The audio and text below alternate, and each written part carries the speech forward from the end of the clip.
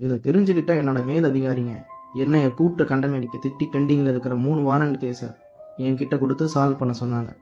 ஆனால் நான் அந்த வேலைக்கு சேர்ந்த புதுசுனால எனக்கு அதை பற்றி சரியாக தெரியல. அதனால நான் அவங்க கொடுத்த அந்த வேலையை தப்பாக செஞ்சு கோர்ட்டில் ஜட்ஜுக்கு முன்னாடி நின்று திட்டுவாங்க.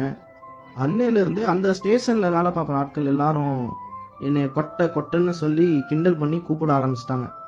அதுலேருந்து மனசு உடஞ்சி போனேன். நான் அந்த போலீஸ் வேலையை விட்டு நிற்கலான்ற முடிவு எடுத்தேன். அப்போது என்னோட அப்பா என்னை கூப்பிட்டு சில உண்மை கதைகளை என்கிட்ட சொன்னார். அதை கேட்ட நான் அந்த போலீஸ் வேலையை விடலான்ற முடிவுலேருந்து வெளியே வந்து என்னை கிண்டல் பண்ணவங்க மத்தியில் சாதிச்சு காட்டணுன்ற முடிவுக்கு வந்தேன்.